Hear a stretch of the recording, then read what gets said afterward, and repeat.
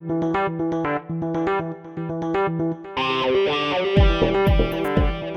gauche victorieuse de mai-juin 2012 est de retour.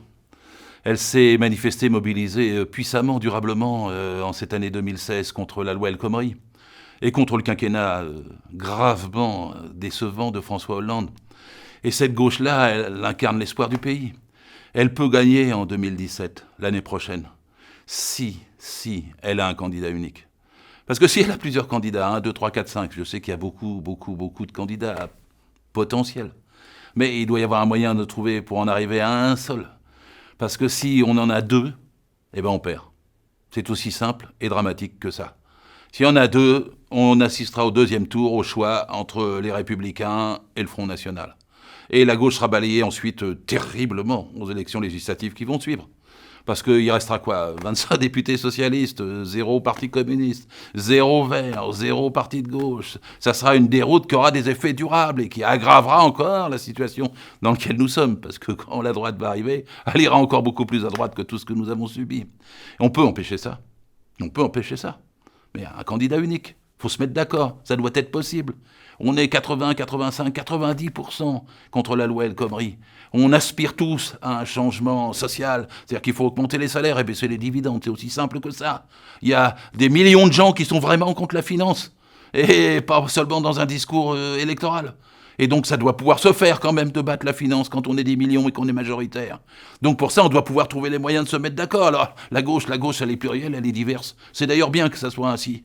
Mais pour qu'elle se rassemble, il faut trouver des procédures. Il faut trouver des procédures pour qu'elle s'unifie comme dans d'autres pays. Et la procédure, la meilleure, c'est les primaires. Des grandes primaires, où tout le monde participe. Les petits, les moyens, les grands groupes, les partis, les candidats. De toute façon, il ne s'agit pas de désigner des candidats des partis, mais il s'agit de désigner un candidat unitaire de la gauche. Et donc ça doit être possible. Il y avait tout pour ça. Même le Parti socialiste, le 18 juin dernier, a lancé un appel aux Verts et au Parti communiste pour qu'il y ait des primaires le 4 et le 11 décembre. C'est-à-dire avec des candidatures déposées le 15 octobre, terminées le 30 octobre, avec un débat en novembre, et un choix de tout le monde. Il y aura 2 tours. S'il y a 10-12 candidats au premier tour, il y en aura 2. Et à la fin, celui ou celle qui gagnera, je vous assure, ça ne sera pas Hollande. Il est perdu et perdant. Ça ne sera pas quelqu'un qui défendra sa ligne. Elle est perdue et perdante. Ça sera quelqu'un de neuf, c'est-à-dire ce qu'aspirent les sondages.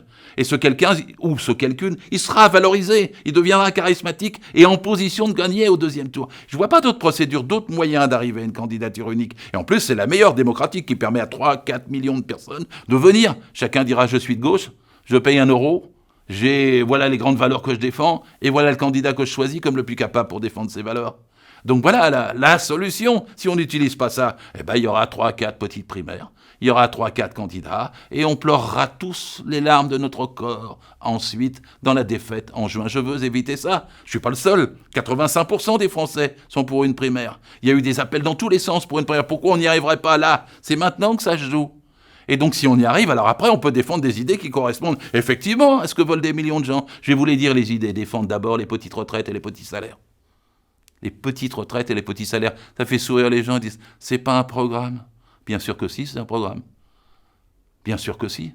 On a 14 millions de retraités, il y en a 7 millions qui sont en dessous de 1 000 euros. On a 50% des salariés qui gagnent moins de 1 650 euros. Alors qu'on a 1% de l'oligarchie qui se goinfre avec des salaires à des centaines de milliers d'euros et à 500-600 SMIC. On doit pouvoir partager. La première chose, c'est de partager les richesses. La première chose, c'est de faire du bien aux gens. Parce que si on fait du bien aux gens, on relance l'économie.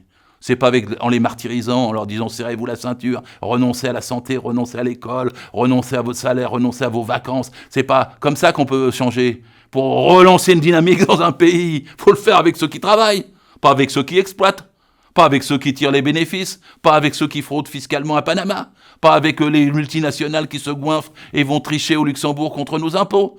Il faut le faire avec un contrôle fiscal, avec un contrôle bancaire, et il faut le faire en augmentant les salaires.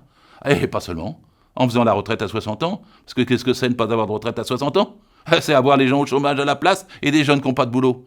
Et en faisant aussi le fait qu'on travaille moins, c'est à 32 heures. C'est le seul moment où on a réduit le chômage en 30 ans, c'est en baissant la durée du travail. Il n'y a pas d'autre solution d'ailleurs. Et puis en plus, il faut mettre des barres, c'est-à-dire pas de salaire supérieur à 20 fois le SMIC. Vous savez, 1 800 euros pour le SMIC. 60 ans pour la retraite, 32 heures pour la durée hebdomadaire et pas plus de 20 fois le salaire. Et après, vous avez tous les programmes ouverts pour une transition écologique, pour un changement absolument social, fondamental et démocratique vers une 6e République. Ça se discute. Vous savez qu'il y a des millions de gens qui sont pour ça. En fait, il y a une majorité probablement. C'est pas l'extrême droite et la droite qui peuvent porter ça. C'est nous, la gauche. Incarnons-la. Je voudrais l'incarner, mais je voudrais le faire avec ce processus démocratique, en discutant avec tous ceux qui sont aussi candidats dans une grande primaire de toute la gauche. Battons-nous d'abord pour cette primaire et on aura le programme qui suit à la fin.